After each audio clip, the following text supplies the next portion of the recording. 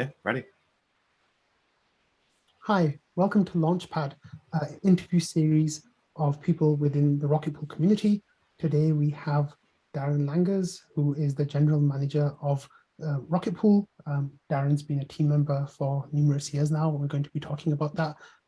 As general manager, Darren's job is to manage the developers and also biz dev stuff, and pretty much, I guess, a bit of everything goes through Darren. So welcome, Darren. It's so nice to have you. It's really great to speak here. I know that we spoke in Denver, but not as much as I would have liked, but that everything was so busy there. But it's really great that we're actually getting to sit down and have a chat now. So welcome to Launchpad. How are you doing? Yeah, thank you. Thank you very much. Yeah, I've been hanging out ever since Joe got his one. I was like, when do I get an invite? The thing is, like, I don't invite people. Like, people reach out to me and be like, hey, let's come on.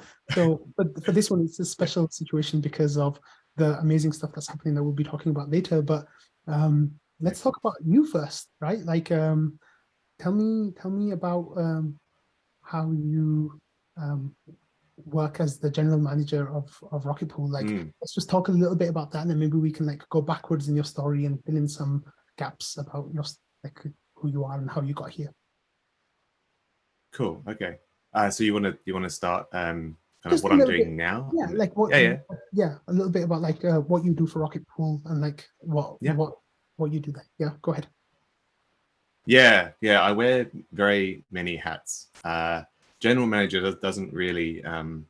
It doesn't really. Yeah, actually, general manager probably covers it quite well because it's very, very general. But it's there's a lot of things. So the main thing I kind of do is work with the core team in terms of Mav on kind of like the marketing and community side, but then also the developers and the roadmap and that sort of thing for that. So so that's kind of like a big part of it.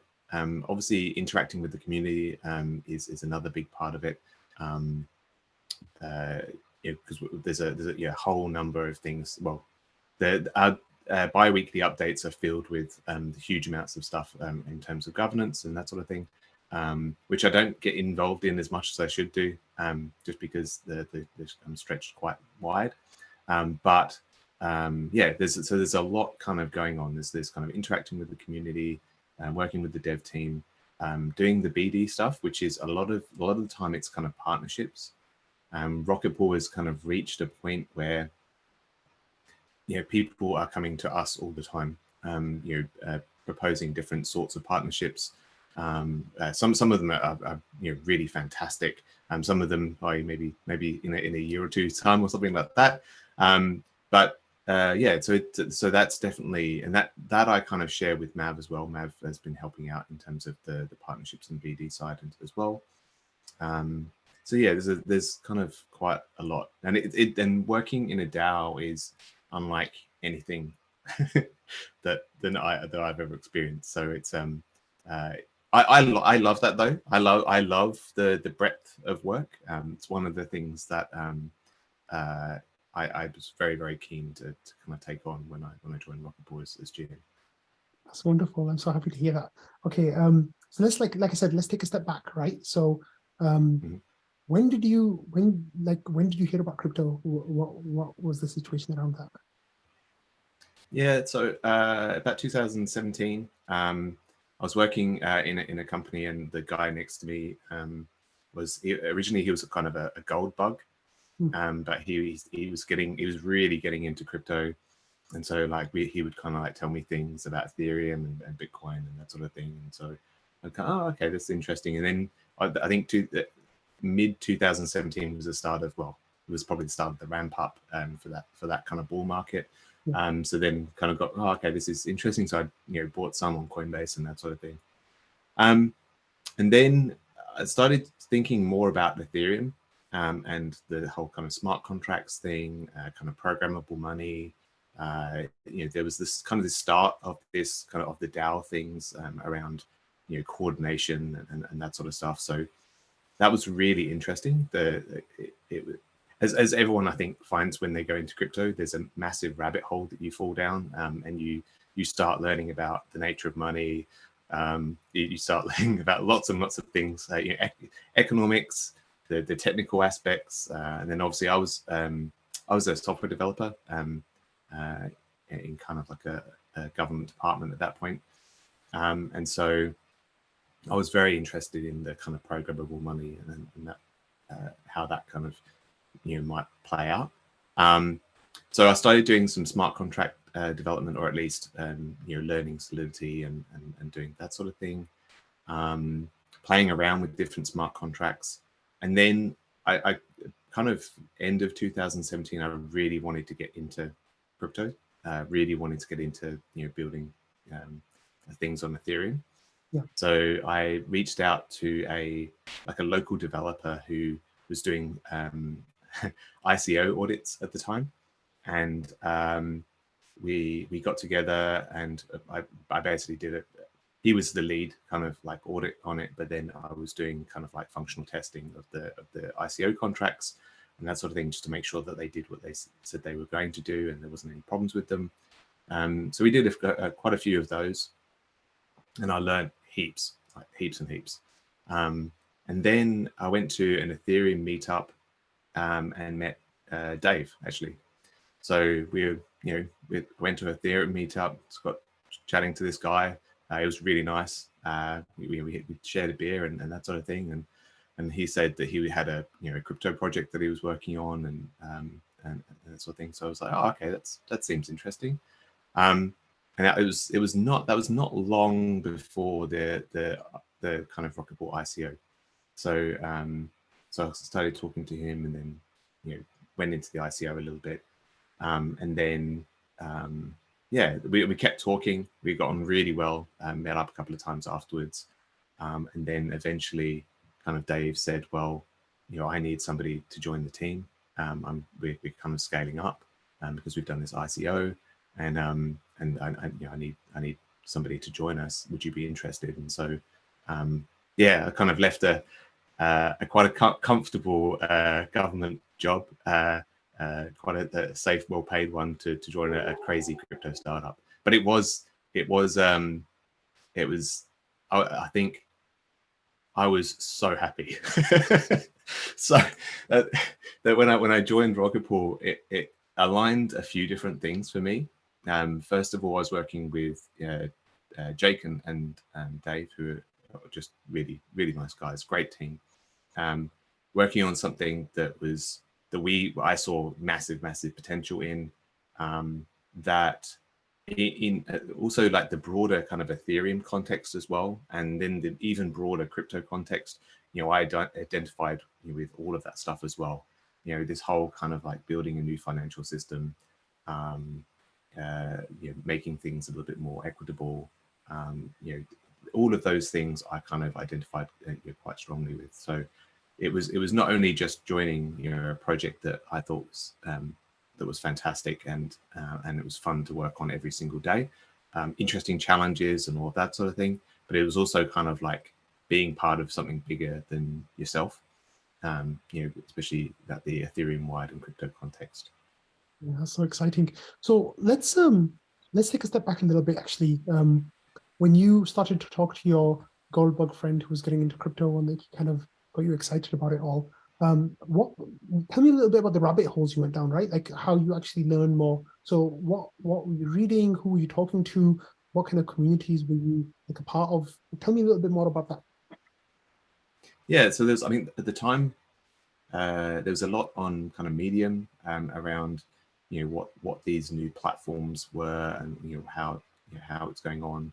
There was a lot of like CoinMarketCap, just going through CoinMarketCap, clicking on each of the projects, finding out what they're all about, and some interesting ones that don't exist anymore. So yeah, it was kind of a lot of that, and then a lot of YouTube in terms of they were kind of like the deep dives into particular aspects, particularly like the economic side. There's quite a lot on the economic side. As I started to get into, especially when I was working for Rocketpool, there was a lot in terms of, so there was ETH research was, I don't think it even existed then, but it was just starting then, I think. But there was a lot of research coming out about Casper, which was the proof of stake kind of stuff. So and that opens up so much. So there's like crypto economics stuff is super fascinating. You know, using kind of incentives, being on the defensive, you know what I mean, against kind of like having Byzantine strength and all of that sort of stuff is really interesting. So there's many layers. There's kind of like there's a technical layer in terms of distributed computing. There's obviously the programming of smart contracts and that sort of thing. Then there's this whole incentives and economics layer on top of that as well. So, you know, learning about Casper and Ethereum's proof of stake, you know, that was deep dives all over the place. That's amazing. Okay, so when you quit your government job in 2018, and then the crypto market kind of collapses, what were you kind of thinking? Wait, sorry. So you got in. When did you meet Dave? Do you remember when that was? In 2018. It must have been late 2017. Oh, okay. So just as like things were going kind of crazy, like that's when you guys were meeting. Yeah, or mid to late 2017, I think, something like that. Oh, yes. okay, just before then. Yeah, so just as things were going crazy. Yeah. Yeah. So then when? And then I joined in 2018. So I have to double check, but joined in 2018. I think we were still in like in the ball at that point. Yeah. So then everything kind of collapsed in the coming weeks and months. So how was that as an experience? Did you just quit your comfortable / stable government jobs that I'm sure you were very comfortable in? Yeah. And all of a sudden, you're out in the crypto, like pushing the frontier of crypto, and all of a sudden, like the ground kind of falls away from under you. Like, how did that feel at that time? Yeah, I mean, it's an interesting experience because it was my first bear market. I've now been through nuanced with my emotions. I think at the time, I think I was still really passionate about Ethereum, about Rocketpool, about everything else that was kind of going on. I think it was more like a disappointment that the world didn't see it that way either. I think that was kind of the thing. I was still, like, looking back on it, I was still incredibly happy. I don't think the bear market affected me that much. I was just disappointed that the world didn't see it that way as well. Yeah, I was kind of very happy working. I think I'm also like this obsessive learner. So being thrown into Rocketpool and having to learn so much all in one go, I was like pig in mud. I was very, very, very happy to kind of like do that. That's great. So like you got immersed into the crypto work basically, but what other crypto stuff were you doing at that time in like 2018 and onwards from that? Like outside of Rocketpool, were you still learning? Were you like trading altcoins? Like what kind of stuff was happening for? Yeah, I did. I'm an absolutely terrible trader. So, so I tried trading. I think I tried trading over like 2 days, and it just went horribly wrong. And I decided I am never ever doing that again. Just I'm not built for it emotionally, and so I just decided not to do it. So yeah, I held some altcoins for a while, but then kind of like in 2018, everything was kind of down anyway. That's when I probably should have been holding, but I think like a lot of people, I kind of sold off the stuff that I wasn't as certain about. So I kept basically my RPO on my ETH, and that was about it. So that was kind of like my trading story, I guess. Not very much. But then I was also working actually kind of late 2017 and some of 2018. I was also doing some kind of like consulting stuff as well. So I was working with a local kind of blockchain consultant who was doing like projects for government, or they're trying to do their blockchain government projects. And so I was doing a little bit of that as well. And yeah, that was some very interesting projects. That was kind of like some very interesting projects, things around kind of like water markets and also intellectual property markets as well. So very, very forward-thinking sort of stuff. So I was doing a little bit of that as well, but that kind of majority of was building kind of Rocketpool. It's amazing. So what were your family thinking at the time? Like, you left your government job, you started working in crypto, like this huge hype around it at the time. Like, were they worried for you? Were they happy for you? Like, what kind of reactions were you getting about that? No, very, very supportive. I think because I was so fired up, I don't think they couldn't really stop me, or my wife couldn't really stop me. So yeah, and I think the fact that they could see that I was kind of happy doing it and very, very fulfilled was probably the best way kind of it. So yeah, and I was kind of learning a lot over that kind of like 2018 period. That's great. Yeah. So let's talk a little bit about Rocketpool, right? So you started working for Rocketpool 2018. You meet Dave, you hang out with him a couple of times. How did that like transition from like a friendly relationship to like him offering you the job? Like, what kind of stuff was happening with Rocketpool at the time that made him think that you should come on board? Like, can you tell me a little bit about that? Yeah, I mean, I'm not completely sure, but I think the fact that we've done the ICO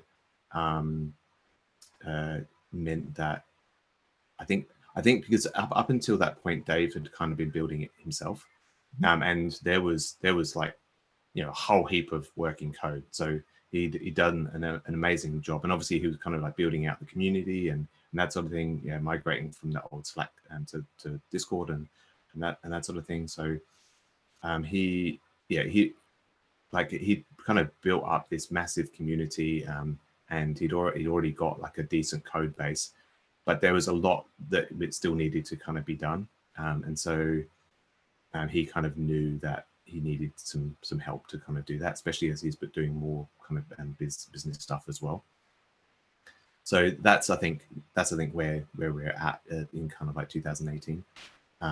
He just needed to kind of like scale up the team to get some of this stuff, some of the technical work finished. Yeah, I see. So what kind of stuff were you working on then? Like, what was your day-to-day? So I was doing a lot of the smart node stuff. I was doing contract stuff. Between Jake and I, we basically kind of split it up. And so yeah, so there was a bit of contract stuff, a bit of smart contract, a bit of smart node stuff. At the time, that was all in Node, not in Go as it is now. But yeah, so that was quite good. I mean, we got a lot of the features. I mean, we're also doing a lot of design work at that point as well, because not everything had been nailed down. There were a few bits and pieces that kind of had to be designed, and that was really good. That was really fun. Three of us kind of like bouncing off each other, and it was quite good. Each of us are similar, that we get on really well, but we also have different outlooks on things, and so we can kind of yeah, it's a good team, and the same with the current team as well. In fact, probably more so as well, but because we've got more people, we all kind of similar enough that we get on really well, but we have varying strengths and that we can all kind of pull up on. So yeah, so that was what was kind of working on. The other thing we were working on is the betas, which so we did a couple of beta releases of the product, and I think that actually is something that talks to Rocketpool's success as well, is the fact that throughout its whole development, whether it was kind of Dave working on it, or whether it was the kind of Jake and me, or the current team, we've always kind of like tried to get things out to the community as quickly as possible, and get that rapid feedback and refinement and that sort of thing, to try to get that. And those betas were basically that. We got so much feedback from kind of doing beta testing, that it's definitely improved the product. Great. The reason why I smiled when you said beta was it reminded the line of the Jonathan Mann song, like so many betas I lost. Yeah, I did as well. Yeah, I did as well. So one thing I really wanted to ask you was, like, how was the mood when, you know, the Casper project, like the Casper stuff was thrown out the window, and like everyone was like, you know, the Ethereum core devs or whatever were like, we need to go back to basics here and like restart this. Like, so many months or years of work of yours was just like thrown away, basically. Like, how did that feel? Yeah. So at the time, we were basically we had prepared, and we were just about to launch our final beta. Mm-hmm. So we were in this the kind of like pipeline to mainnet. We were kind of ready to go in terms of that, and we spent quite a lot of time working with the Casper contract to try to, you know, integrate it and make sure that everything was kind of working. So when that happened, I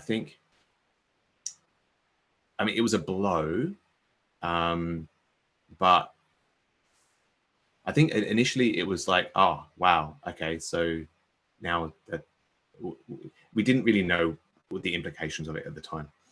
We knew that there was going to be a change, but, you know, how long is it going to take to do that? Once we kind of started realizing that it was actually a massive undertaking, it was going to be like kind of a year to 18 months at least.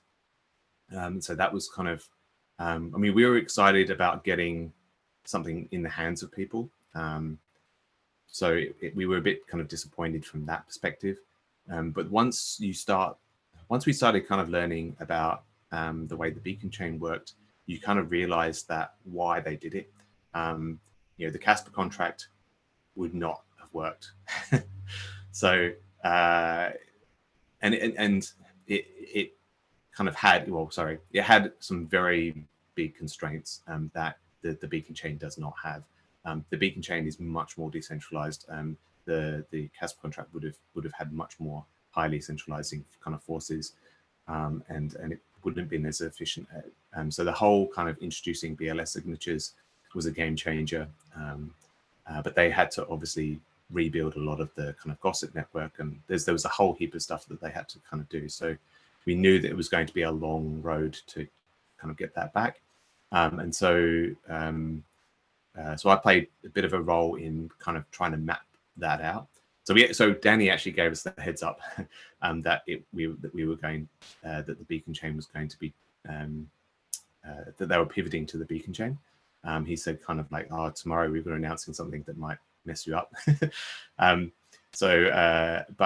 you know, it was good. It was much better. We realized once we started getting our heads into it that it was going to be much better. But then we had to try and figure out how Rocketpool would change and what was going to change. I mean, most of the core concepts of Rocketpool are the same since then. So it didn't change Rocketpool too much. Obviously, there are a few things that we changed along the way, but it's been a kind of a gradual process of evolution. Yeah. So no, it was disappointing, but then we realized that it was going to be a better world, and certainly we felt that Ethereum would be much better off with the new approach than it would have been for the previous approach. Yeah, that makes a lot of sense. That definitely, like, I think the community really understood that, right? Like, initially they were just, I at the time was not like, I was kind of like reading ETH Finance every day and like just getting, well, ETH Trader maybe even at that time still. I think I hadn't split yet. Just kind of getting that information. So it was more of a, I wasn't quite into the technicals of it as much as I am now. But I knew that, you know, this was like a big deal and like things have changed and hopefully it would be for the better. So I can totally understand like that you guys being so deep in it, like kind of, it's good that you understood that. One of the things that I'm reminded of was, you know, recently when Binance listed the RPL token, Dave wrote a really great post kind of talking about that and talking about how, you know, we had these values from the very beginning and we never kind of sacrificed those values. Can you tell me a little bit about like what those like core values were of the Rocketpool team at the time, and like how that drove the work that you were doing, and like the the way that you saw the project developing? Yeah.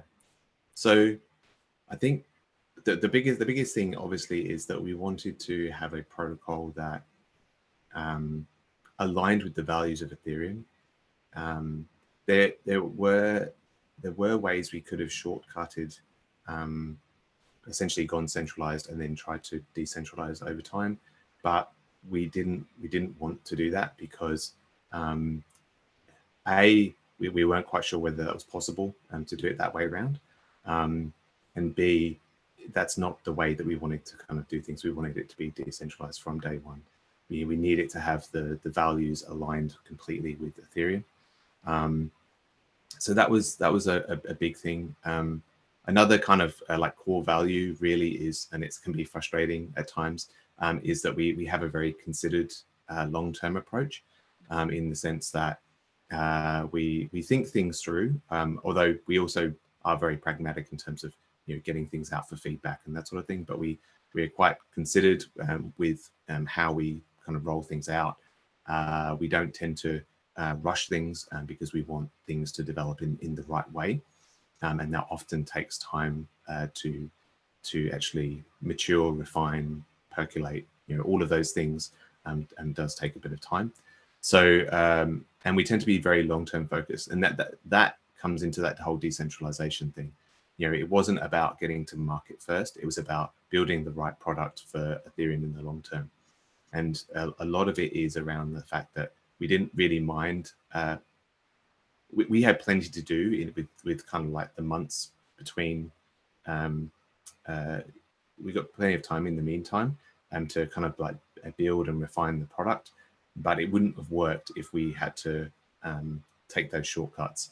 We needed to make sure. So in the sense that if you're building a product that is going to last 10 years, a couple of months doesn't really make an awful lot of difference. So that's kind of like the outlook that we have in terms of very long term, kind of considered, and yeah, that's kind of how we roll, I guess. It's great, yeah, and those values have really like started to shine in the last few months. But we'll talk about that a little bit later. But yeah.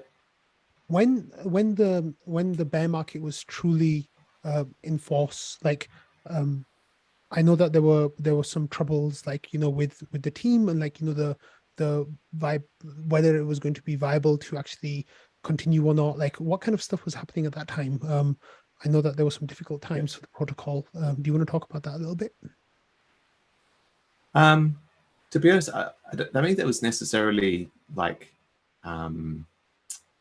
troubling times. There was so the roadmap for Rocketpool had kind of extended, a lot, from like we were going to be going live within a couple of months, and suddenly it was now like 12 to 18 months, and we had a lot less money to kind of like do it with. But to be honest, it never felt like we had any sort of worries. So that was kind of that it didn't really kind of feel that way within the bear market. I kind of went away from Rocketpool a little bit in end of 2018 to follow some of that kind of blockchain consulting stuff. There were a couple of projects that I kind of had, I guess, like an emotional attachment to, that I wanted to kind of like see out. And because Rocketpool's roadmap had kind of extended out, it was kind of like a opportune time to kind of do that. So I did that for kind of a little while. I was still kind of like contributing into the space a little bit as well. But then I came back in 2000. There was kind of other things as well. I was a developer at that point, and I was previously, before being a developer at Rocketpool, and before, I had kind of done a lot of like software development management, consulting, and solution architecture and that sort of stuff. And I was kind of like feeling I needed a bit more, I guess, not kind of autonomy a little bit, but even then I had quite a lot of autonomy at Rocketpool. Probably more the fact that I wasn't feeling like I was a developer anymore. I felt like I was something else, and I didn't really know what. So that's why I'm kind of going into the kind of consulting space for a little bit to kind of see whether that was what I was supposed to be doing. But then eventually, kind of things, Dave was kind of interested in kind of scaling up again, and also he also kind of said, well, to be honest, I need a GM now. Like I don't just need a developer. I need somebody who's going to kind of like push things forward and help us go to market. So that was a fantastic opportunity, because as I said before, I love doing the breadth of stuff that I do. And so that was an ideal opportunity for me. It means I could kind of get involved in lots of different things and kind of help steer things and be a part of it again. So I was very, very happy to be back at Rocketpool. So when was that you came back? Like 2021. So the Beaconchain was live already at that point. The Beaconchain, yes, the Beaconchain was live then. Yeah. And I think the Beaconchain was live, and we just gotten the 0x01 Ethereum withdrawal stuff in the Beaconchain. So Dave and Jake were working on like integrating that part of it into Rocketpool. So I think they were basically kind of ready. And then Jake left, and then there was some kind of like shuffling around, and they've got some other team members in, and then kind of like Kane and Nick all joined just before me. I had kind of a bit of a notice period that I had to give, and then I kind of joined again, and kind of haven't looked back. It's been really good, and the team, we have been incredibly lucky with the team. Nick and Dave have kind of worked together before, and Nick is absolutely amazing. And to have kind of like Kane just living up the road from where we are is a freaky coincidence. So yeah, it's been great. And then obviously Joe had been, I think, Joe had already, he was well and truly on the team at that point as well. And so it was really great to kind of get to know Joe and the whole team really. So yeah, it's been fantastic. What were things like so when you were around in 2018, right? And you saying, Dave was getting the community migrated from Slack to Discord. Can you tell me a little bit about what the community was like that first time you were around? Like, I know the trading started back then, right? Like, what was going on back then? Yeah, I think it was very still very, very active. Lots of discussions going on. I think it's gotten a bit more. There's definitely more now. Like the intensity has definitely gone up over time, just because of the sheer number of people and different viewpoints as well. Which, to be fair, is a fantastic thing. And so I think there's a fair amount of like price talk at that point. I think as we built out the node operator stuff, as the Beaconchain started coming online, I think it moved more towards the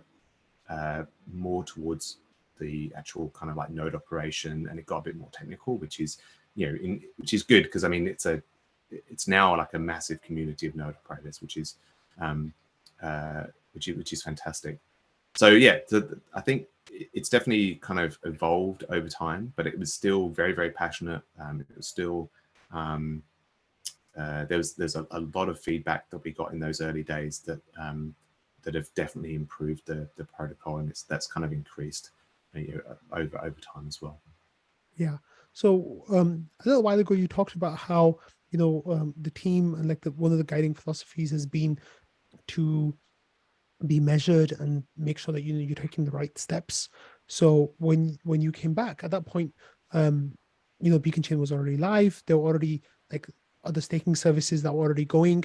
Like, did you feel any pressure to get to market, to get to mainnet? Like, what was the atmosphere like at that time? Yeah, can you tell me a little bit about that? Yeah, a massive amount of pressure. Yeah, of course. there was a massive amount of pressure. So a couple of things around that. So first of all, we couldn't do anything without that withdrawal credential change to Ethereum, and that was relatively late. Because the only way of doing it without that withdrawal credential change, you couldn't do decentralized kind of staking. You have to have a centralized entity to roll that out, and that's essentially kind of what Lido went with initially. Yep. But we really needed that withdrawal credential thing to enable our smart contracts or product to be able to build a protocol essentially. So we had to wait for that.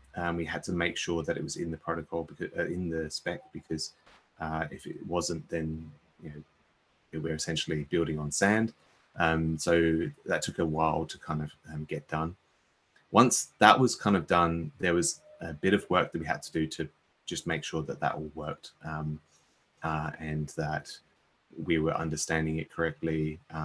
So there was a lot of building out of that, and then eventually it was kind of like, everyone's expecting us to go to market, but we have to get audits done. I think there was a couple of like last minute feature things as well. Like you kind of like have to, as things percolate from both from a protocol perspective and a product perspective, things come up and then you suddenly realize, that's how we should have done it. And then you go, okay, so now we have a choice. We can either kind of go ahead in a non-ideal situation and have us cause problems in the future, or we just go with, or we kind of spend just a little bit of extra time to kind of like refine this. We've kind of, a lot of times we've lent on the, actually, no, let's do it right the first time, because this protocol is going to be live for a long period of time. And so we want to try and get it right. In saying that, like I've never felt like we've felt kind of paralyzed, or we've over kind of engineered things necessarily. We've always tried to aim for simplicity as well. So that's been a kind of a core thing. Is that's something that Dave is actually extremely good at, is distilling things down and making sure that we are doing this kind of like the simplest thing, and that pays dividends in smart contract protocols. So that's that.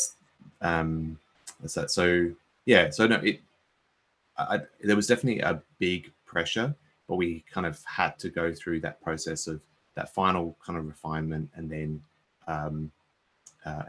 the audits. The audits took a long time to kind of get through, and things kind of played out within the audits that we had to kind of fix up and that sort of thing as well.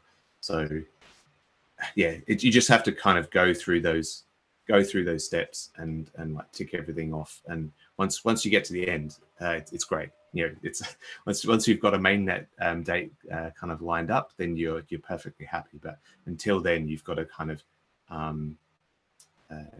tick all those boxes and get everything done. So talking about getting the mainnet date, that's kind of around the time when, like, that summer of 2021 is when I started hearing about Rocketpool more and more. And towards the end of that summer is when I kind of got involved more in the community, bought some RPL token, kind of right around the time when the audits were done and we were ready for launch, right? And then launch gets stopped right at the last minute. Scrubbed. Yeah. Yeah, that's like October. How was that feeling? Like, because there was this huge weight, from the community, from the team, and all of a sudden, you think it's going to be lifted, but instead it gets even heavier. Like, can you talk about that a little bit? Yeah, it was 24 hours before. So I think we woke up on the day. I woke up on the day before the launch date. I sat down and I had like a DM. We went into the DM, and it was somebody who's like a known kind of Twitter person, and they said, "Look, I've got somebody who's found a flaw in your protocol, and I'm kind of like introducing you just to know, so you know that it's kind of real, and that they're not kind of, but because they want to do it kind of anonymously." And I was like, okay. And at the time, I'm kind of thinking, Yeah, this is just a distraction. It kind of won't be anything, but I have to take it seriously.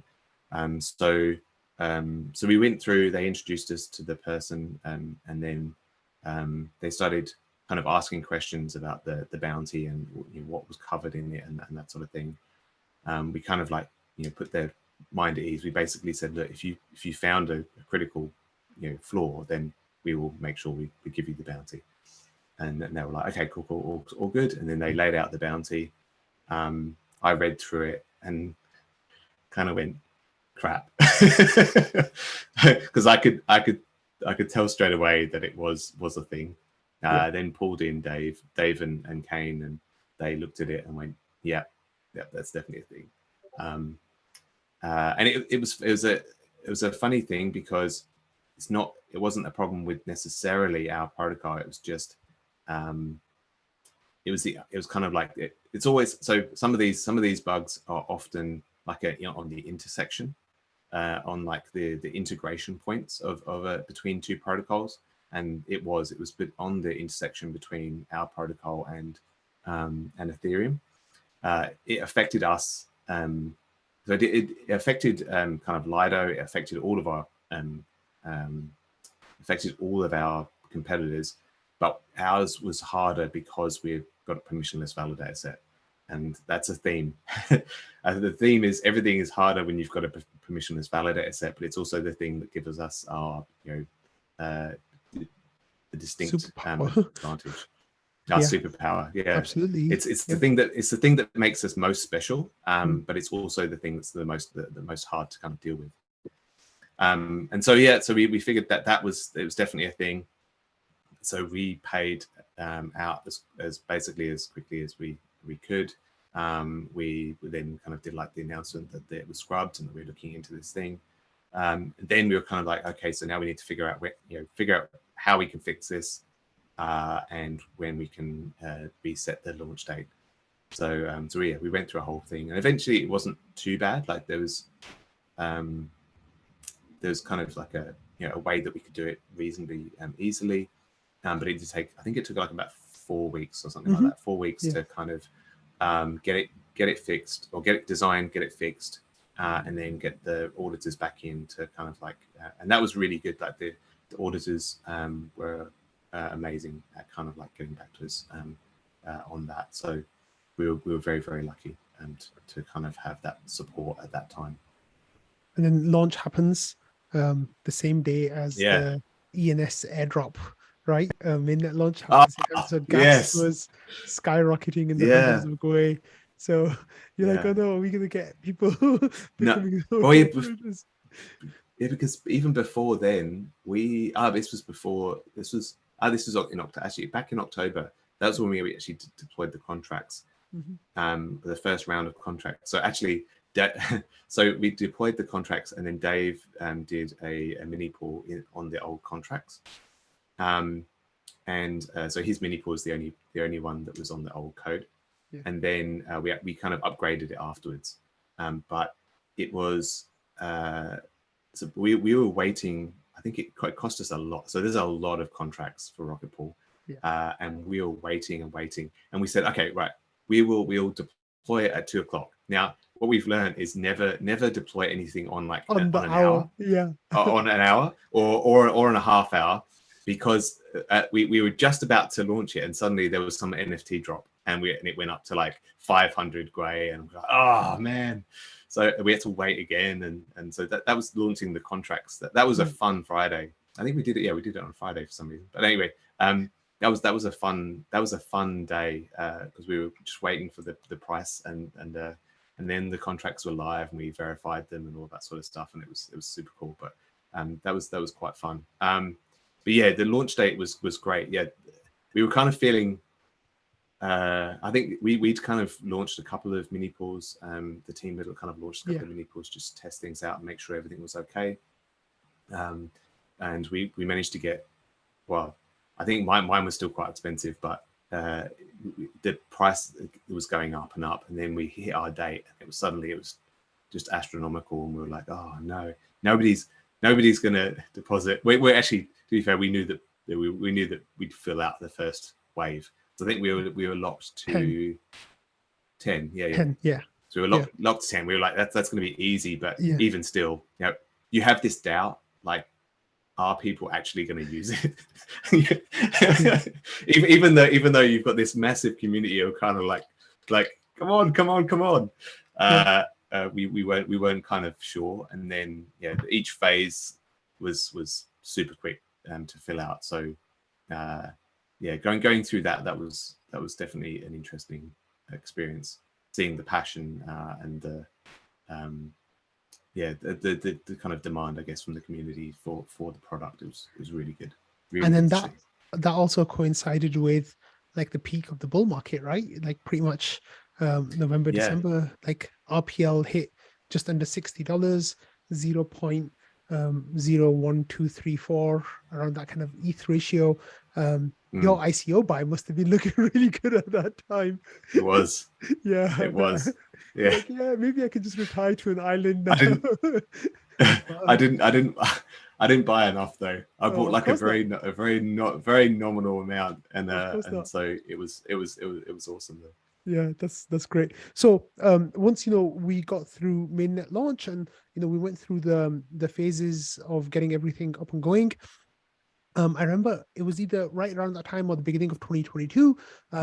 You guys released a roadmap, right, of like things that we want to happen, and like this is when we see things happening. And there were things on there like rebranding, the website stuff. There was expansion of the team. There was like a whole bunch of stuff, like and then I think garlic bread, as it was codenamed at the time, like the redstone contracts were kind of on there.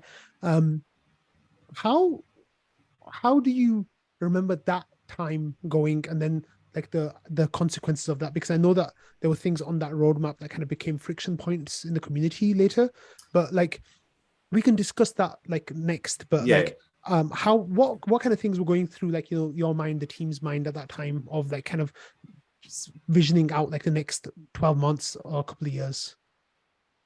I think once the kind of dust had settled and we're starting to get into the so what's next.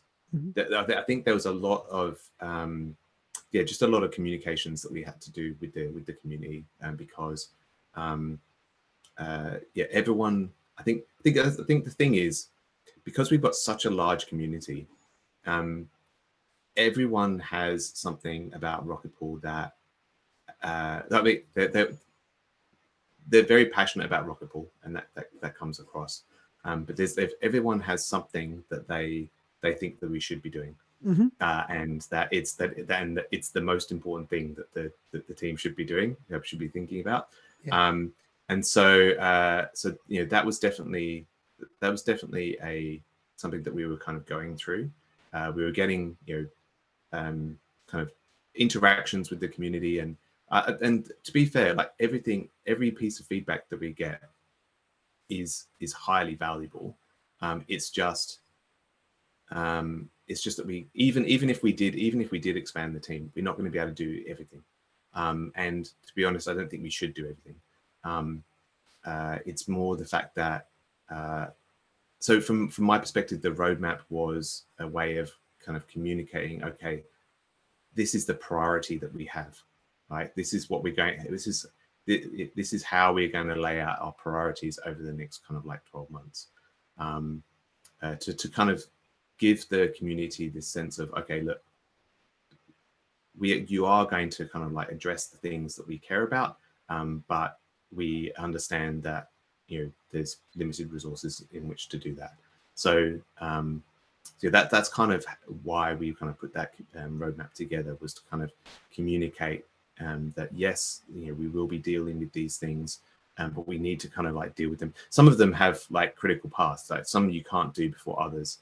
Some just naturally need time to ideate and to actually. Some are just more mature than others, and so it can be done straight away. Some need a lot more research.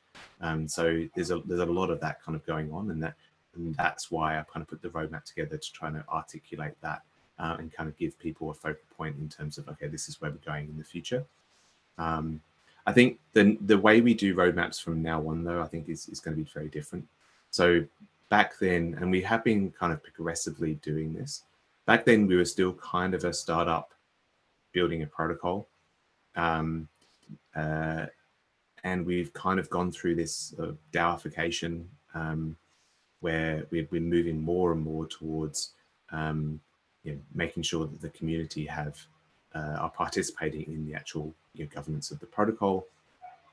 I think we rolled out eventually, but that was on the roadmap as well, but rolling out the kind of like snapshot voting and that sort of thing was a key kind of element, because it now means that things can be ratified by the community.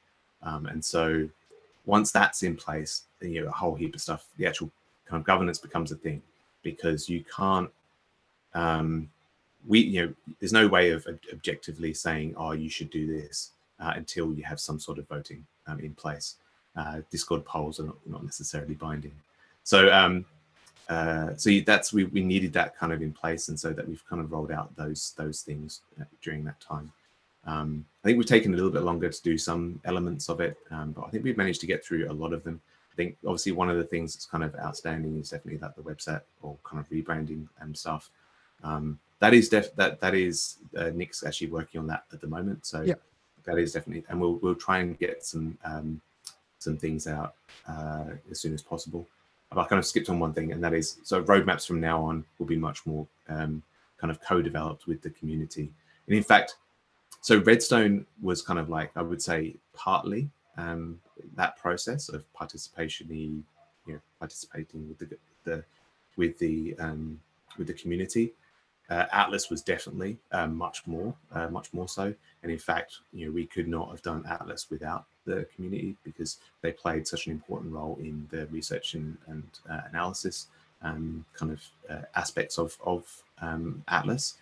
And also, I would say, even like the development stuff. So the code viewing that some of the people in the community do is absolutely outstanding, and is definitely improved and kind of refined and secured also the smart contract. So yeah, we're getting to, I think we're evolving it over time, and it's hard to kind of find the right measure in terms of how you do things, because obviously as a team we have kind of opinions on which way the roadmap should go, but we also know that it has to be kind of ratified by the community. They need to be behind us. Yeah, we're definitely moving towards a much more kind of co-developed kind of roadmap, rather than previously where we would just put out an image of what the roadmap was. Yeah, that's really great. I think the community definitely like responds really positively to that. I think during my time being involved in Rocketpool, like it's like over a year and a half now, right? Like nearly coming up to 2 years in a few months' time.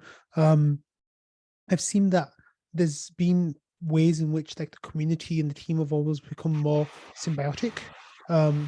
In that like the team's more willing to listen to the community is more willing to engage with the team in ways that maybe they didn't before, but like through official channels as well, like through the DAO forum and through votes and stuff. Yeah. Can you use like this next like bit to like give some shout outs to team members, community members who have really like stepped up and done like really cool things that helped Redstone happen, helped Atlas happen. I can think of a few off the top of my head, and I'm sure that there'll be some overlaps, but I think it'd be really nice for some recognition, from the GM to some of the community members. Yeah, definitely. Yeah, so Ken did an amazing amount of work.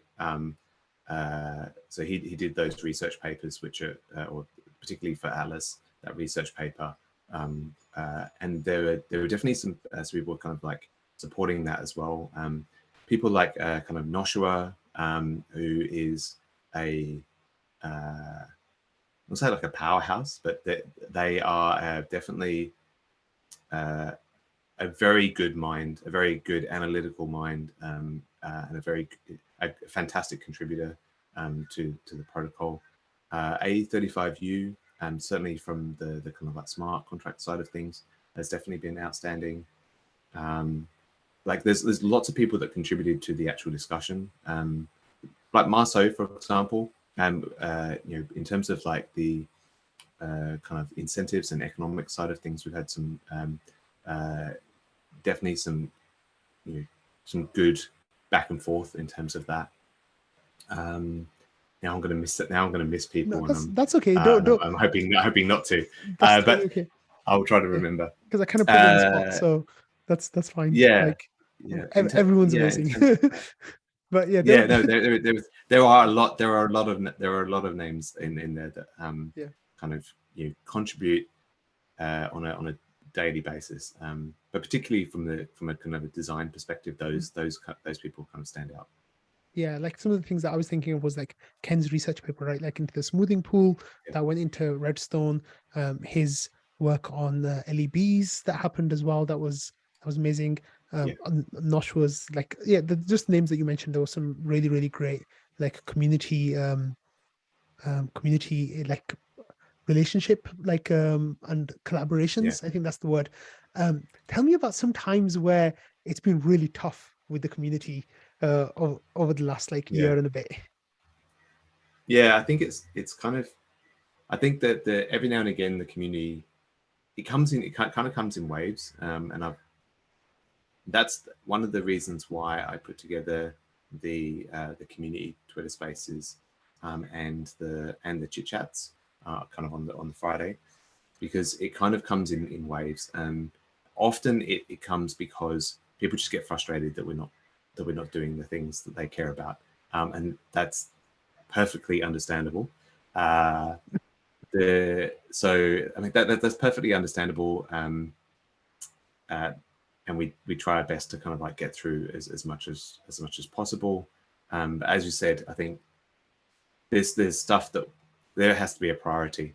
Like you can't, even if we had 100 people, there would still be a priority that we'd be working towards, because we can't do everything. But the idea there is that every now and again the community will kind of like raise a particular theme, and then it will kind of like it'll get some traction within the community, and then that's again why we need these kind of like pressure valves every now and again, where I kind of like come in and either answer some questions about it or try to say, look, we are kind of, it is all of these things, to be fair, all of these things are important.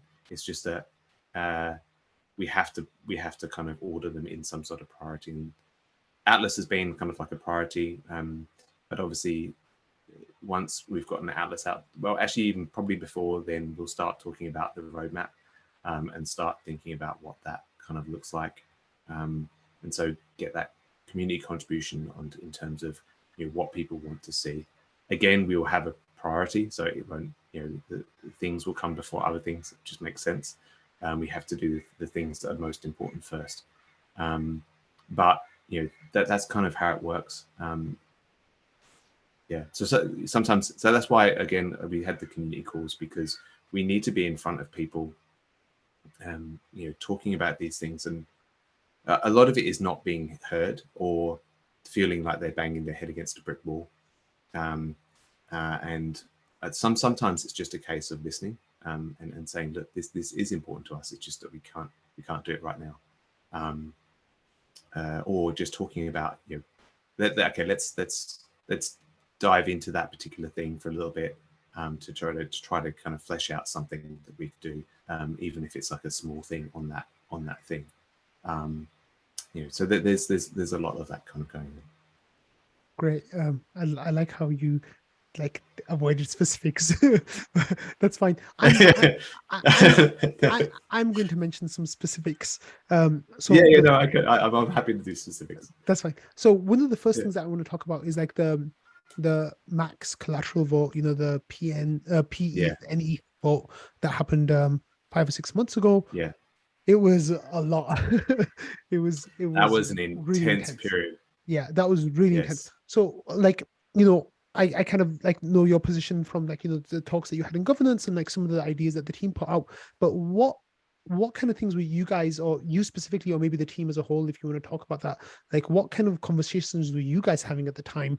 Because it was the most intense period that I've seen since I've been in the Rocketpool community. Like it was non-stop go. So how is it for you guys to be Yeah. like kind of on the other side of that? Yeah, I think that was a point where, so our kind of like touch has developed a little bit, and I think that era played a kind of a pivotal point, because so I think the team had like an opinion about which way it should probably go, and at first we were kind of like, actually we're doing it, we're going to kind of like make the call here and it's going to be this, right, which was the wrong thing to do, and we kind of like, we kind of acknowledged that at the time. What we should have done, and what we did in the end, was just said, well, no, actually it is up to the community can decide. So that, that is because it was definitely a focal point. It was definitely a, because I think at the time, I think everyone was focusing on the minimum. And we thought, oh, the minimum is locked down. Everyone's kind of happy with the minimum. Oh, sorry, that was a bit of a, there was definitely that was before, a few months before.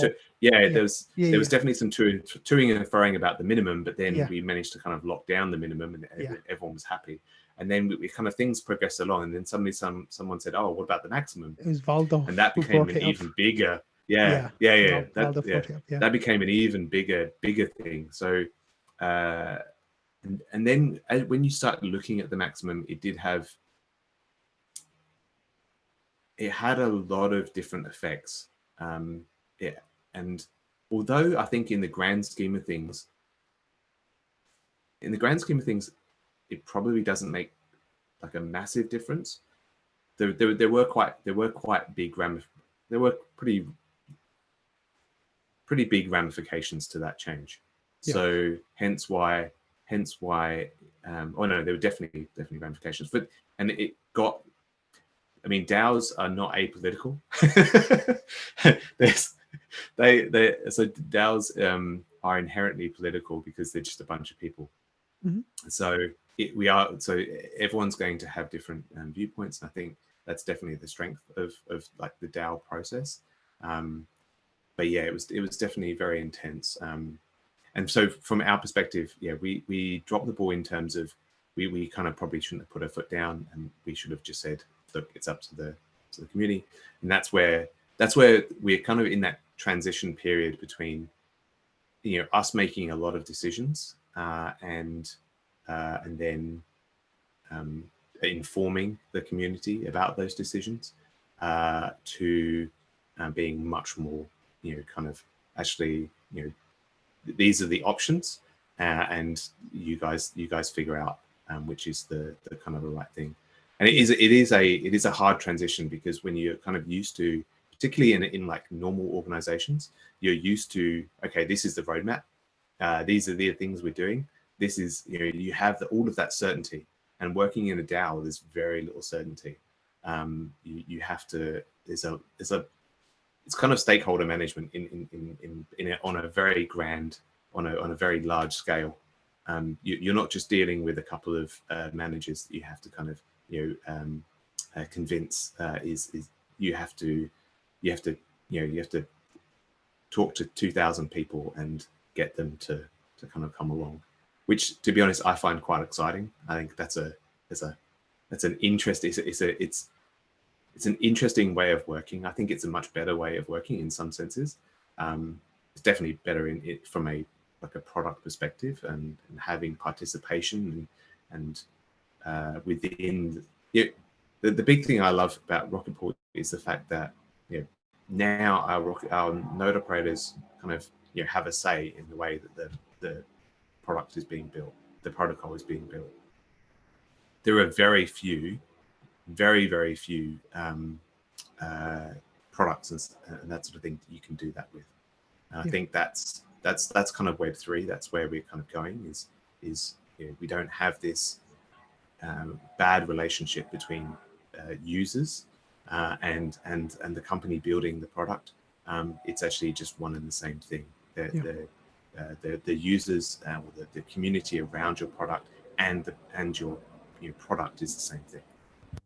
another thing that I want to talk about, of those situations was starting incentives for liquidity. I remember back that the team was quite opposed to the idea. And please correct me if I'm wrong, because there was the idea that it was kind of like mercenary, and liquidity providers will just go where the winds take them, wherever the best money is. It seems like I think the incentive management committee has done an absolutely incredible job in doing that work. How has that kind of shifted? Has that had an impact on the way you guys think about business integrations or biz dev or any of that kind of stuff? What's been the consequence of that whole saga, and how have you seen it play out? So yeah, so we were not fans of liquidity incentives. There are a few reasons why we weren't, and the reason is because yes, it's mercenary. You attract mercenary kind of liquidity, and as soon as what we didn't want to get into, particularly as Lido were incentivizing like crazy, was the fact that we didn't want to get into a liquidity battle with other protocols, because essentially it's just you're having to beat their price. So it's just this constant war that you're constantly increasing your incentives to match, to pull people from other protocols. And as soon as you kind of stop those, then your liquidity is gone. Yep. And I think at the time, my head was in the fact that it was in the place of, there must be a better way, right? There must be a better way of kind of attracting this liquidity without resorting to this approach, which, and actually that's one thing that again, which is a value of Rocketpool, or our approach. Close that. Okay. This is another thing which is around trying to evaluate things from first principles. So liquidity incentives did not make sense for us, because when you look at Lido's pool, the only reason why the Lido's LPs were making money is because Lido were paying them. Because you incentivize this massively deep pool trading, but volume doesn't go up. Well, volume doesn't keep in line with the liquidity, and so it means that the trading fees are basically nothing. There's no point, and so all you're doing is paying for the liquidity. Now, again, in my head, I was just thinking there must be a better way. There must be a way that we can kind of incentivize a long-term liquidity, where our LPs are actually making money, rather than this thing that just doesn't make any sense. It doesn't seem like a long-term thing. It seems like a very, very short-term thing. Now, the way that my brain and the team has kind of changed their attitude around incentives is the fact that there is no current better way. Like the only way that we can do this is to do it. And the biggest thing for me was when we were talking to the different integrations, and particularly with lending protocols, and that the fact that they require this deep liquidity for liquidations, and also Chainlink, from a Chainlink perspective, they also need deep they need liquidity, but they more need volume actually. Yeah, I think at the time they needed liquidity, but they changed it to be volume. So and the thing is, you kind of have to bootstrap that. So you need incentives to get you to the point where you're at that level, and then unfortunately, I think you still need to kind of maintain them. We'll kind of see how things play out in the long term. I'm actually hoping that we get this whole kind of like DeFi 2.0 was supposed to solve this thing. It didn't, but there may be things on the horizon that are better models. I just think it's an AMM liquidity platform issue that eventually they'll kind of innovate enough to get to a point where it's not you don't need as much in terms of this, or there's better mechanisms.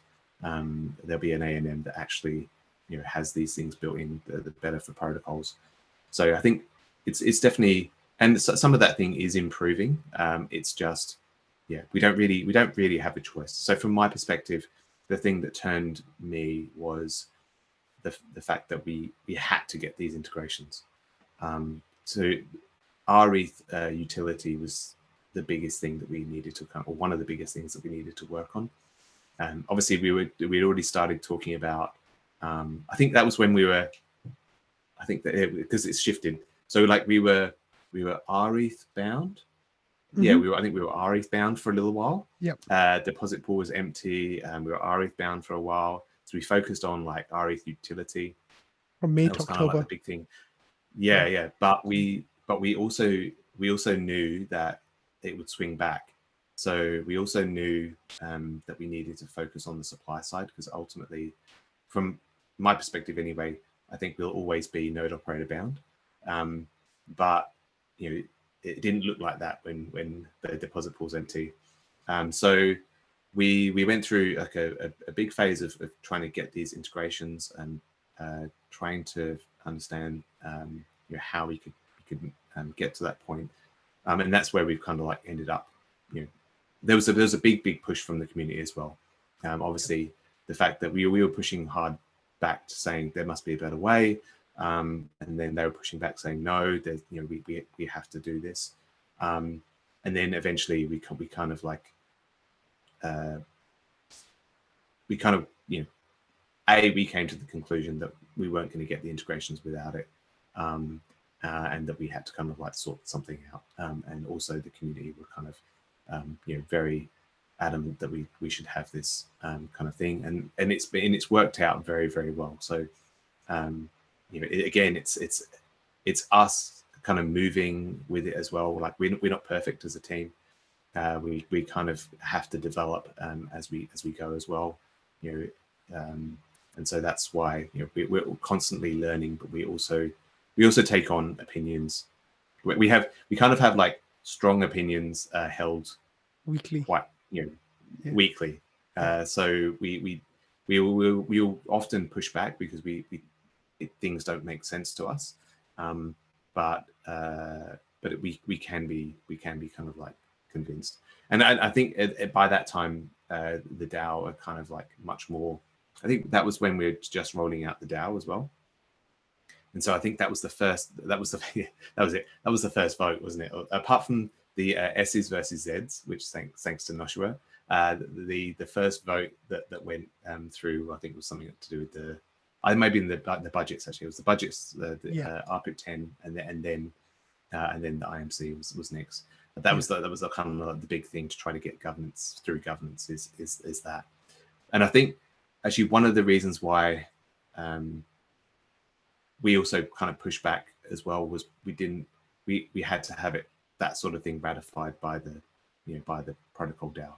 You can't really spend an awful lot of treasury money without it being kind of gone through some sort of governance process, and at the time we didn't have a governance process, and so that's why we were kind of working quite hard to get that governance process in place so that we could make those sorts of decisions. But once that was in, that was it's moved very, very quickly since then. And the IMC has been amazing. Like since it started, they've done some really, really cool stuff, and I'm so happy that we have them and that they're doing the great stuff. So shout out to the IMC right there. Okay, so the next thing I want to bring up is the oDAO. So like it's one of the biggest areas of contention in the whole protocol, I think, right now. We like you talk about cycles of things flaring up and going to go and then flaring up, and I think there was a joke that like every Tuesday was like complain about the oDAO day in trading. It was. And that really came to a head like towards the end of last year, beginning of this year, with this idea that the oDAO is just like, what's the point of the oDAO, right? Like that kind of idea really spread through the community. you don't have to go too much into the details of it because it's still like an active topic of conversation. Like, so, you know, feel free to just talk about it, whatever you're comfortable to talk about. But how has that been? Do you feel like there's a like an oppositional force between the community and the team slash, you know, the oDAO, or do you think it's kind of that you're all trying to work together towards something? Like, how do you feel about that whole saga? I think it was like that, and we're still kind of probably seeing maybe a little bit of that, but I think now, to be honest, I think including the rocket scientists on the oDAO was the best thing we could have done, because they are kind of like this bridge between the pDAO and the oDAO, and so I think also the fact that the team haven't had much time. So the oDAO for us has been a low priority compared to scaling. Mm-hmm. Yeah. compared to supporting withdrawals and scaling, or sorry, before that, like, you know, having some sort of pDAO governance, doing scaling, doing withdrawals. So put into that context, the oDAO, you know, kind of works, and it's not something that we've had kind of much headspace to be able to focus on. I think that changes going forward. I think so. It depends, actually. It depends on what the community think of in terms of a roadmap. But I would imagine the oDAO features somewhere on that roadmap. So that is definitely something that will go into those discussions in terms of the oDAO. The other thing that's kind of happening right now is the kind of oDAO constitution. So the oDAO themselves, as kind of like a body, are kind of coming together to kind of have a think about, you know, what the oDAO kind of looks like, you know, what are the kind of values, what are the duties, what are the and the payment as well. And from our perspective, it's also kind of having a think about what the oDAO looks like in the future. You know, does it exist? Does it not? You know, what, you know, all of those kind of questions.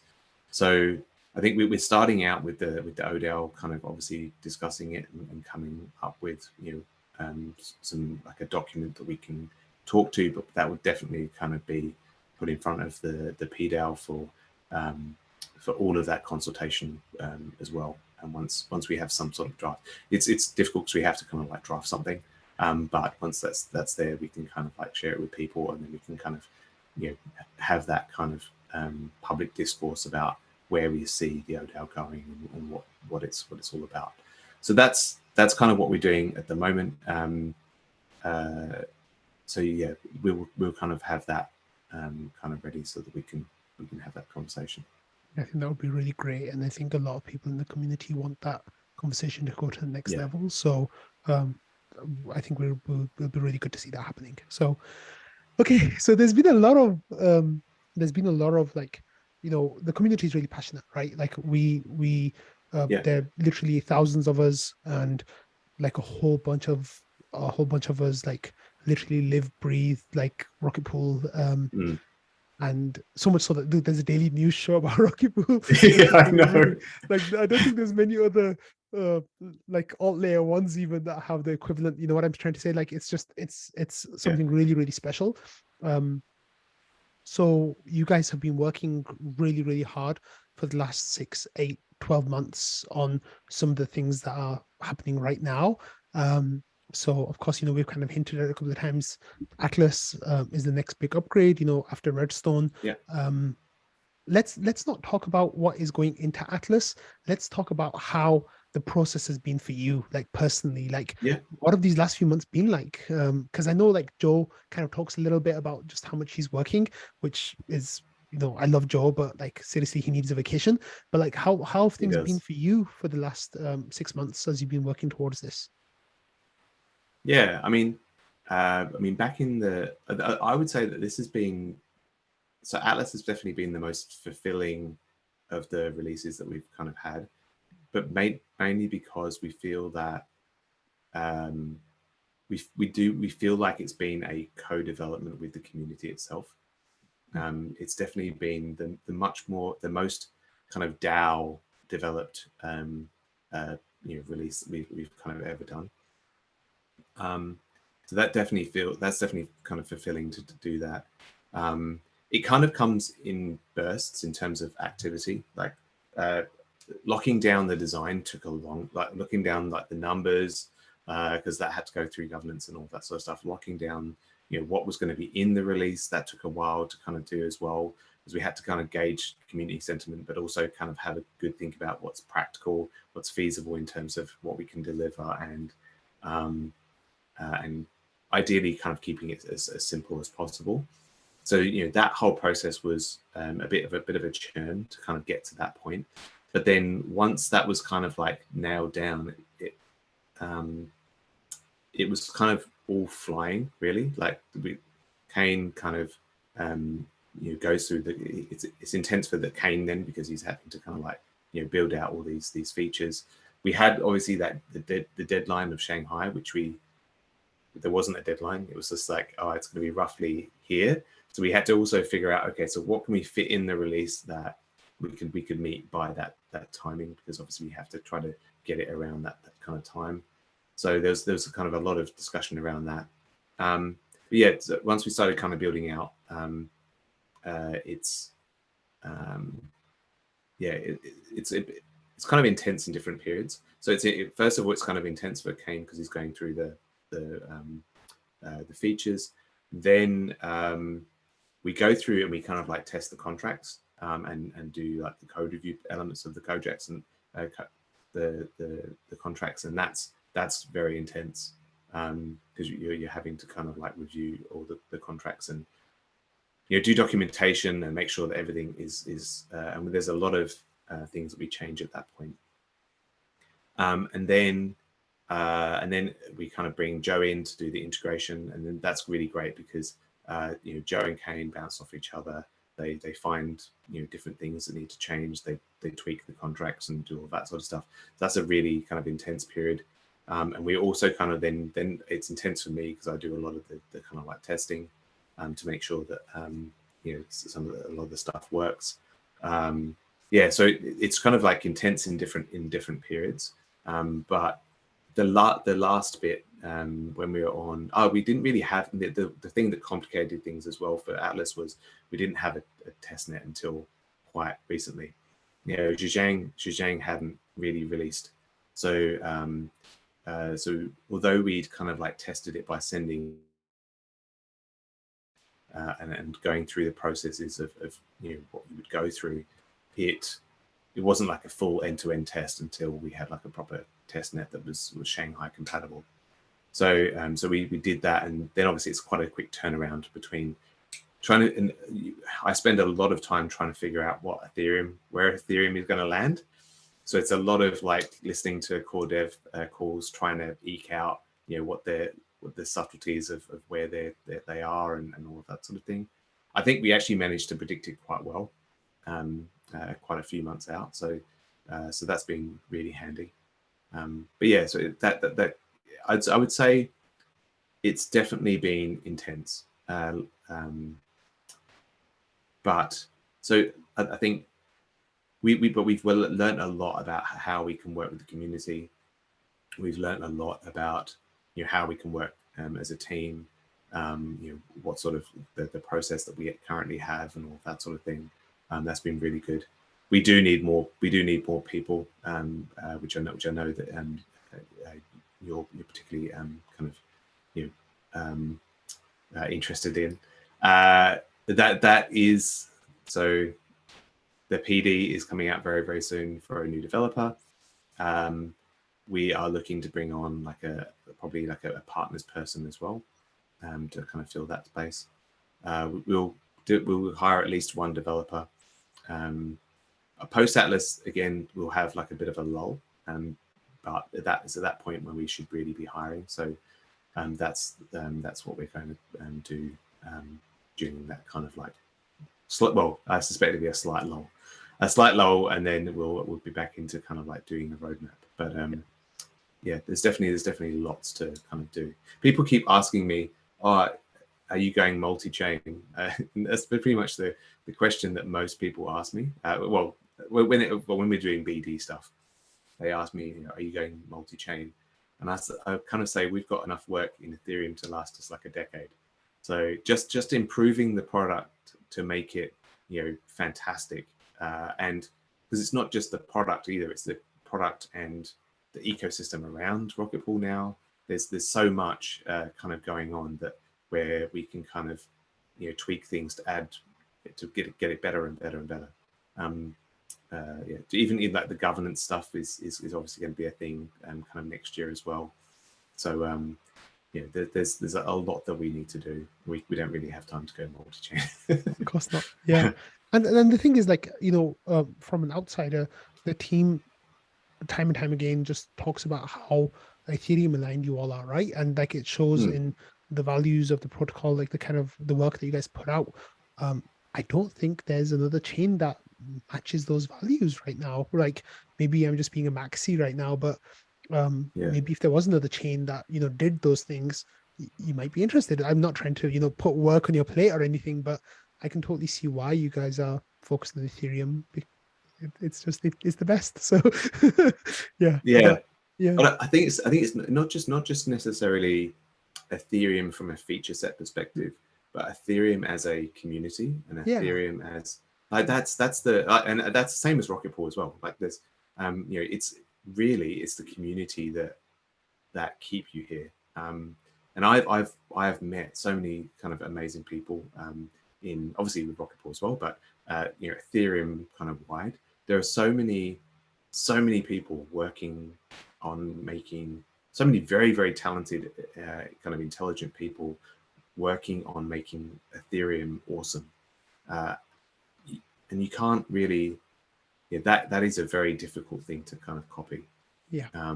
The culture is amazing, and I think that's definitely something that's kept me here and kept me going. That's wonderful. Okay, so now finally we'll talk about Atlas. So Atlas, of course, is coming in less than 2 weeks now. It's super exciting. It's a combination of all this work that you guys have done. Main features, as we all know, like of course Rocket Fuel listeners know that it'll be the end of the start of the staking on Ethereum. Like this like wraps that it'll be the beginning of a new era and the end of the old era now. Through withdrawals, the whole life cycle of staking will be complete. For Rocketpool, we'll be getting LEB8s, which is something that we hinted at earlier, like some of the research that the team put through and Ken did, and like it was just like really sparked interest in the community, and like we thought this was amazing. Then there's solo staker migration. Like these are some of the big features that are coming in Atlas. Let's take them like one at a time and just like talk about them. How have you guys planned for withdrawals happening, and how do you think it's going to impact the node operator base on Rocketpool? So with the conversations that we've been having, I don't think we're going to have too much. We're going to have too many people withdrawing. There may well be some. There's definitely going to be some. We have enough node operators now that there will be definitely people who withdraw. But for the most part, on net, I can only see it kind of being increasing, because just from the conversations that we've been having, there's nobody is any kind of hurry to kind of exit their validators. They want things are going kind of well in terms of that. They want to kind of stake more. I think, as you said, it's kind of, we're entering in a new era for Ethereum staking. The fact that you cannot exit means that, I mean, with liquid staking, there's a certain amount of you could do it, but that but because you can't exit. If you take like the adoption curve, the only people who are ever going to take that deal are early adopters. Like that, you are the majority are not going to be are not going to lock their money up for an indeterminate amount of time. Yep. And so you are only ever going to get early adopters, and then which means you're in the low part of that curve.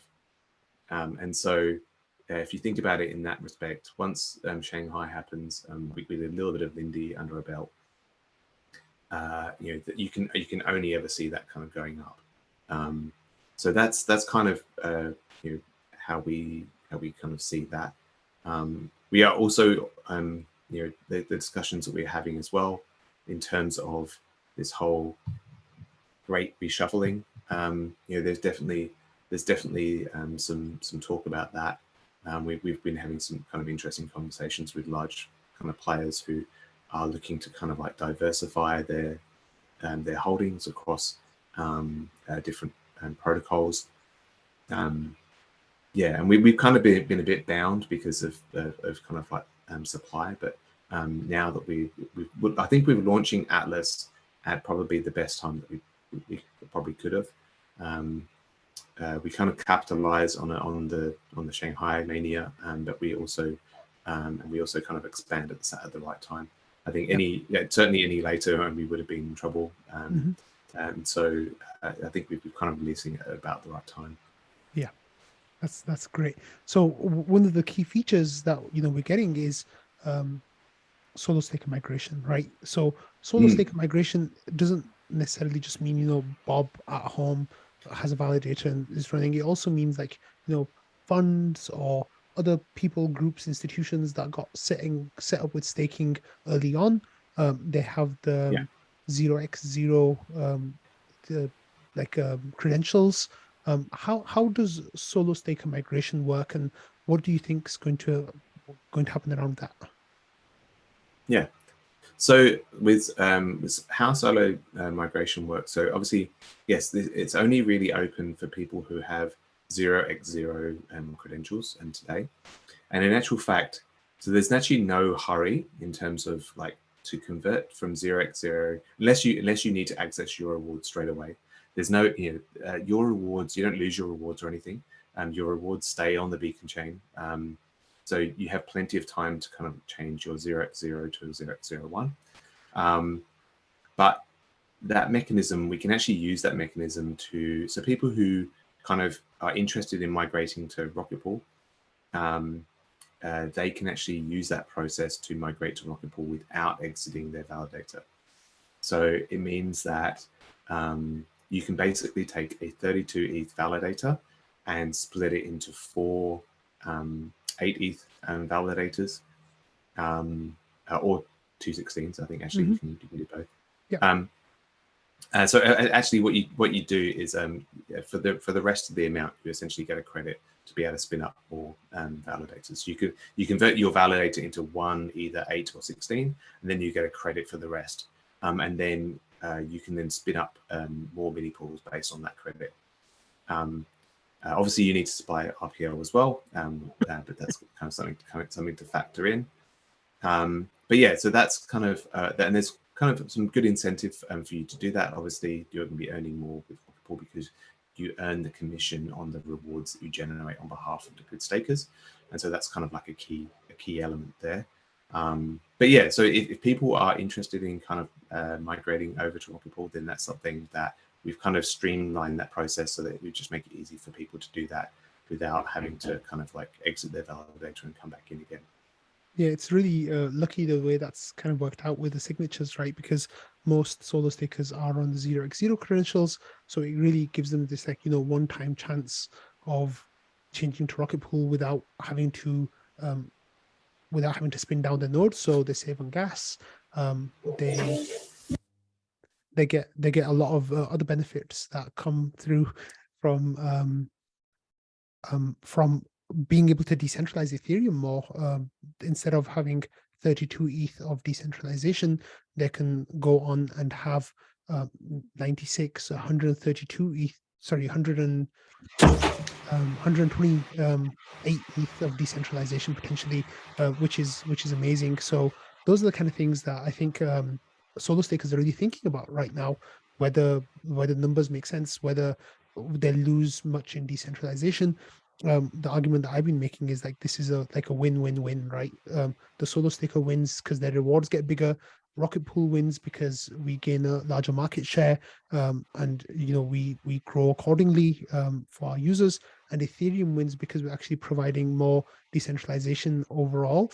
That is quite a contentious position, and I've talked to people about why solo staking is still the gold standard, and I'm not going to argue with that. I truly believe that solo staking is amazing, and like it's a cornerstone of Ethereum staking, but there is a lot to gain for everyone through this process, and I think that is really elegant and really amazing the way that it's kind of come together. So kudos to the team for putting that together. Not the final, but another one of the really big things that's happening in Atlas is the LEB8s, which is something that the community is really excited about. Everyone, of course, we've got 13,000, 14,000 mini pools right now. They're all on 16 ETH mini pools. By going to 8 ETH mini pools, they'll be massively increasing their rewards depending on what their commission rate was when they started. So I guess for people who are like on 20% commission, the rewards might not necessarily be too much better, but for people who are like on the lower, like 5 to 10% especially, but even those at 15%, the rewards are quite nice. So can you tell me a little bit about LEB8s, and what the kind of thinking behind that whole process has been? Yeah, I think so the commission rate for an LEB8 is actually 14%, and the reason why that number was kind of chosen was because it does give the 20%ers more. It's not like but I think it's significant enough that they would migrate, and that was kind of like the idea behind that kind of number. So yeah, the whole LEB8 thing. So obviously this is the way that we kind of scale Rocketpool. So it will kind of like 3x our capacity in general, kind of across the board. But what will happen is there's two things. So first of all, people will be able to so we're lowering the barrier of entry. So currently you need 16 ETH and 1.6 ETH worth of RPL. But then with the LEB8s, you'll need 8 ETH plus 2.4 of ETH of RPL. And that's because you're taking 24 ETH from liquid stakers. So so that means we're kind of lowering that barrier of entry. So there's two things there. First of all, it means that all the so for people who don't have 16, which there are a lot more people that have less than 16 than there are above 16. So so we've kind of got this whole new, I guess, a wave. Well, hopefully you'll have this whole new wave of new node operators that come into the protocol that couldn't before because it was just out of reach. The other thing is that you can now spin up more validators from this, and our 16 ETH minipool operators can actually convert from a 16 to 2 8s, and so that's going to be amazing. It means that there's more RETH can actually be minted from that kind of process. It's actually funny when we started doing the numbers. It's kind of like a win-win, and I think I've seen a couple of posts on Twitter where they're kind of like I don't believe this because it doesn't sound like it's true. Yeah, it doesn't pass the pub test when you say we're actually going to be lowering the commission rate for RETH holders, but giving more to node operators. Like they're just saying that cannot be. You're just creating nothing. But the way to kind of best explain it is, so RETH holders get the average commission across the entire protocol, and because we had that period where we had like a dynamic commission rate, the commission rate is actually something like 15.5 or something like that. It's something like that. So so that's kind of like the commission rate as of today, because we've got these, because we have a lot of 20%ers. Because in actual fact, that the reason why we got rid of the dynamic thing was because it was slightly being gamed rationally Yeah. rationally gained to wait until the deposit pool was full and then deposit some 20%ers. Yeah. So we've got a lot of 20%ers, and so what's going to happen is that when people migrate their 16s to 8s, their commission rate goes from being whatever it was before to 14%. But it's 14% on a much larger piece of the pie. Yeah. So 24 so instead of 16. Yeah, that's right. So it's 14% on the 24, not the 16. And so from the amount perspective, they actually get more. They get more of the rewards, but so they're taking kind of like a lower commission on a much larger piece of the pie, and then overall it means that our ETH holders will actually pay. Well, hopefully we'll get as close to 14 as possible. Yeah. So that we can kind of have that kind of 14% commission rate. So yeah, that's how it kind of ends up being a win-win for our ETH holders and node operators at the same time. Yeah. Yeah. So which has worked out really well. It's really amazing. I'm so excited about Atlas. I've been talking about it for like the day after Redstone went live, pretty much. Like since the mergers happened, like this has been the thing that we as a community have been wanting to happen, and now that it's here, it's truly exciting. So I'm looking forward to seeing to checking. So we've been doing a lot of kind of integrations with like Token Terminal and obviously we're on like DeFi Llama and that sort of thing. I'm looking forward to kind of seeing how Atlas affects those graphs when we go live. So yeah, it will be interesting to kind of see how it plays out. We got a little taste of that yesterday, right? With the deposit pool increase and it taking 12 hours, basically 12 and a bit hours to mint 13,000 ETH, so 13,000 ETH deposited into the pool. That was really exciting. It was I think a taste of what's to come in the next few weeks. My idea is that the deposit pool is going to sit empty for a few days as a lot of people transition to LEB8s, and then once we get through that, then I think there's ideas of certain integrations and certain like DeFi protocols are doing some really cool things that I think will really help things grow like fast. And that's kind of what I'm hoping for and kind of what I'm expecting. And I think this is like one of the most exciting periods for Rocketpool as a protocol, like so far. And I'm really happy that I'm here along for the ride, along with all of you. Like it's going to be like really great. So congratulations on reaching this point. I totally have faith that everything is going to go smoothly and without hitch. Before we wrap up the call, if you have time, I'd just like to ask a couple of questions about the Ethereum staking landscape. You've been on a few like panels with people from other staking service providers.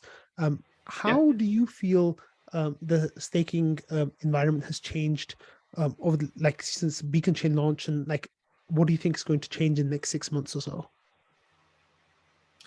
So I think we're already seeing the fact that there's a lot more competitors kind of coming into the market.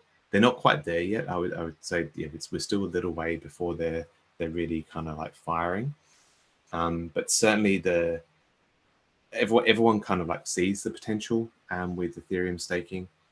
Hopefully we can kind of hold a decent position. I think Atlas positions us quite well. It means that we will kind of grow to hopefully a really good level that we're kind of comfortable with to kind of get us into that kind of higher tier. And I think we've kind of hit it quite well because the merge and Shanghai have come at a point when we've got enough of a Lindy effect to make sure that people kind of like trust us.